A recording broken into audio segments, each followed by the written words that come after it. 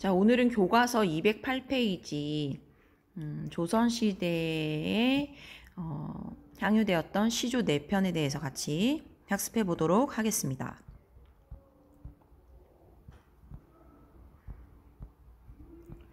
자, 이 작품들은 조선시대에 널리 향유되었던 대표적인 문학갈래인 시조예요.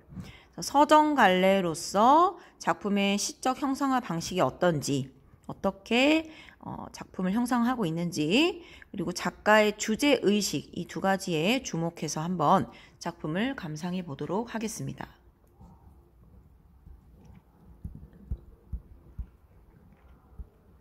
가시조의 작가는요, 성산문이라는 사람이에요.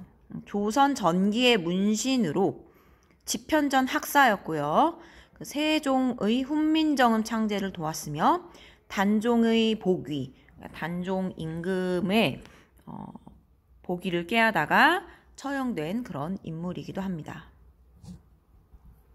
자, 그렇다면 가작품 내용을 같이 한번 보도록 하겠습니다. 가작품의 갈래는 초장, 중장, 종장으로 이루어진 평시조인데요. 성격은 절의적이고요. 풍자적이고 비판적이고요. 이제 이따가 살펴보겠습니다. 그래서 백이와 숙제의 그 고사, 옛날 이야기를 제재로 해서 죽음을 각오한 굳은 절의와 지조를 이야기하고 있는 작품입니다.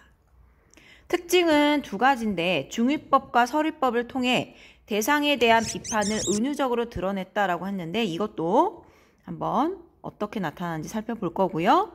백이와 숙제의 고사를 인용해서 화자의 굳은 절의를 부각하고 있는데 이것도 한번 살펴보겠습니다.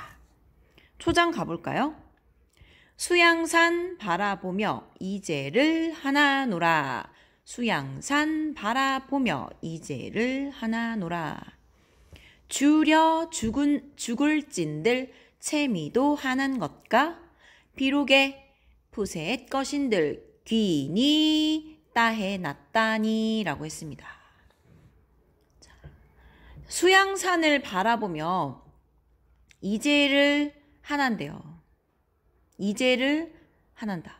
그러니까 수양산을 바라보며 이제는요, 여기서 얘기하는 백이와 숙제를 이야기합니다. 백이와 숙제를 한탄한다. 왜 수양산을 바라보며 백이와 숙제를 한탄할까요? 주려 죽을진들 차라리 굶주려 죽을지언정 채미도 하는 것과 채미는 하지 않겠다라는 거죠. 채미는 뭐냐면 나물 고사리 있잖아요. 그 고사리를 캐는 걸 얘기하는 건데 내가 굶주려 죽을진들 고사리를 캐어 먹진 않겠다라는 거예요. 왜 그럴까요? 이 중국 고사에 보면요. 백이와 숙제는요. 주나라의 곡식은 먹지 않겠다. 주나라의 곡식은 먹지 않겠다라고 하면서 곡식을 먹지 않겠다라고 하고 고사리를 캐어 먹었다는 옛날 고사가 있습니다. 그런데 그 고사리는요. 누구 땅에서 난 거예요? 주나라. 그들이 경멸하던 그 주나라에서 자라난 거잖아요. 그쵸? 그런데 화자는 그 고사리마저도 먹지 않겠다라는 굳은 절의를 보여주는 거예요. 다시 굶주려 죽을진들 자기는 고사리를 캐어 먹지 않겠다. 채미도 하난 것가 고사리를 캐어 먹어서야 되겠는가? 먹겠다 안 먹겠다? 안 먹겠다. 되겠는가? 고사리를 먹겠다? 아니죠. 안 먹겠다니까 서리법이 사용된 거죠. 서리법 의문 형식이긴 하지만 답은 있습니다. 그래서 고사리를 캐어 먹지 않겠다. 자신은 백이숙제처럼 고사리를 캐어 먹지 않겠다. 왜? 이유는 비록 푸셋 것인들 푸셋 이것은요 풀 고사리도 이제 풀의 한 종류니까 산과 들에 저절로 나서 자라는 풀을 통틀어 이르는 말인데요. 비록에 푸세의 것인들 풀이라고 한들 그거 누구 땅에 났는가? 누구 땅에서 났는가? 라고 했습니다. 누구? 여기선 누구를 이야기하는 건가요? 지금 수양산 바라보며 이제를 한한다 라고 했으니까 이 수양산은 중의적인 표현이에요. 겉으로는 수양산이라고 해서 우리가 산을 생각할 수 있겠지만 수양대군을 이야기하는 것입니다. 수양대군. 단종의 보기를 꾀하려던 사람이었기 때문에 수양대군이 싫었겠죠. 그래서 수양대군은 세조인데 이 수양대군을 얘기하는 것이고요. 그리고 마지막 종장에 비록의 푸세의 것인들 그거 누구 땅에 났니? 누구 땅에 났어요? 수양대군. 수양대군이 이제 임금이니까 나는 그 임금이 다스리는 그 나라에서 나는 이 풀도 먹지 않겠다라는 거예요.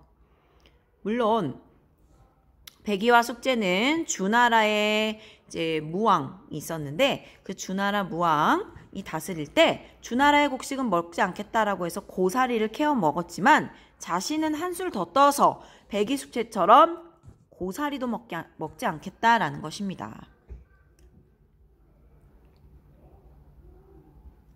그래서 자신은 백의와 숙제, 이제의 지조보다도 더 수준 높은 지조다라는 거죠. 그래서 이제는 고사리를 캐어 먹었지만 자기는 수양대군, 세조가 다스리는 그런 나라에서 난 풀, 고사리도 먹지 않겠다라는 것입니다. 그렇죠? 그래서 중의법은 이제 수양산을 이야기하는 건데요. 그래서 수양산은 이제 중의적 표현이죠. 그래서 백의와 숙제가 은둔한 중국의 산이라고 겉으로는 볼 수 있지만 이것은 수양대군 세조를 의미하는 것이고요.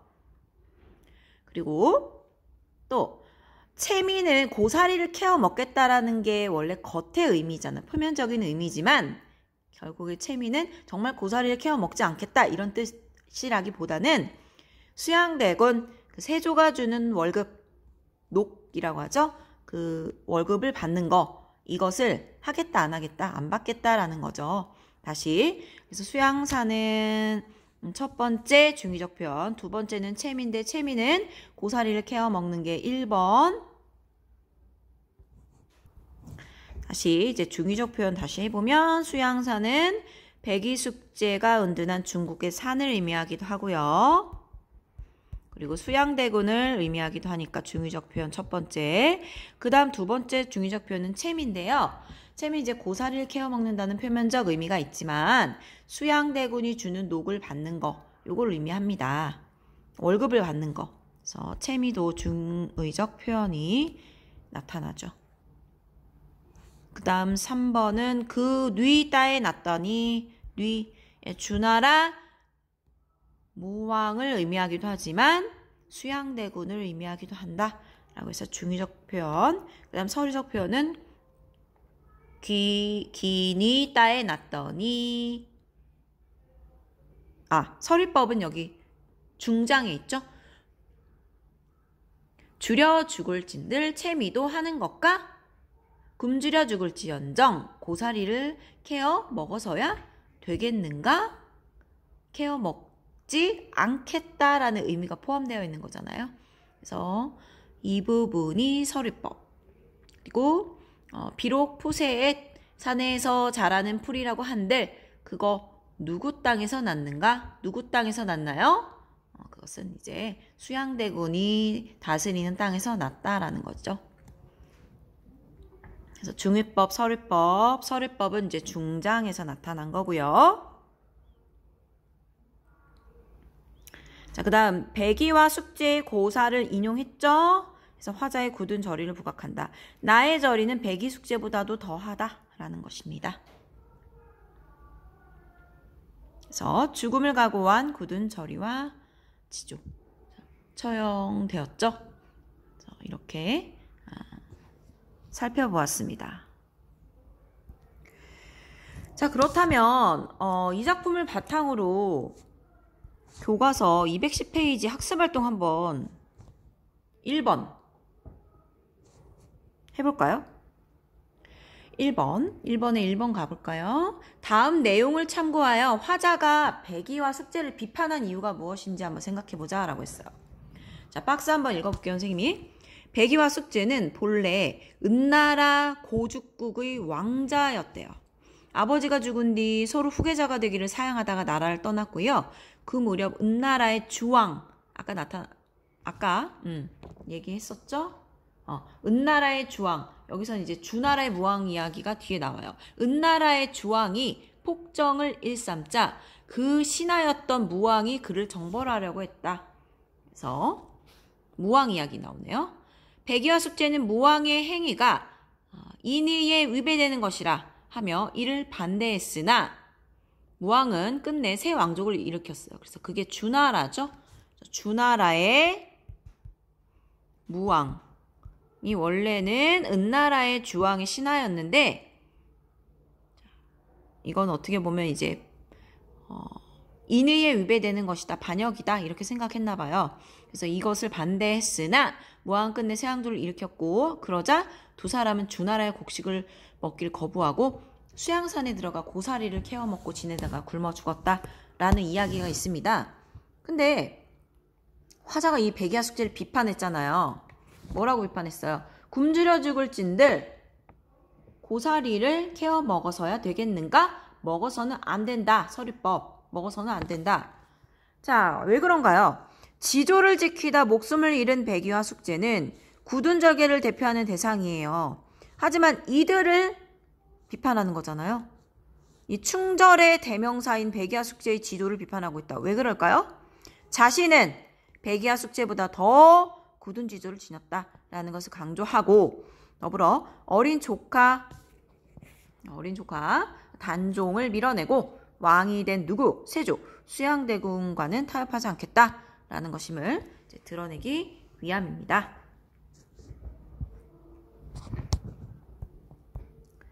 두 번째 문제, 수양산에 담긴 중의적 의미를 파악해보고 1번과 관련하여 작품의 주제를 한번 정리해볼까요? 수양산의 의미는 뭐였어요? 중의적 표현 중에 첫 번째인데 백이와 숙제가 몸을 숨기고 고사리를 캐어 먹던 그 장소를 이야기함과 동시에 세조가 즉위하기 전에 군호인 이제 세조를 이제 수양대군이라고 불렀잖아요, 우리가. 그래서 그 수양대군을 의미한다. 그러면 이 두 개를 바탕으로 작품의 주제를 한번 보겠습니다. 작품의 주제는 뭐예요? 세조의 단종폐위, 세조 수양대군의 단종폐위에 대한 비판과 더불어 단종에 대한 충성, 이것을 지키려는 굳은 의지를 작품의 주제로 잡을 수가 있겠죠? 네, 무시무시한 작품이네요. 그죠? 그래서 처형이 된 것이기도 하고 어쨌든 이 시조 한편으로도 충분히 성산문의 그러한 죽음을 각오한 의지가 드러난다고 볼 수 있습니다. 여러분. 그렇죠?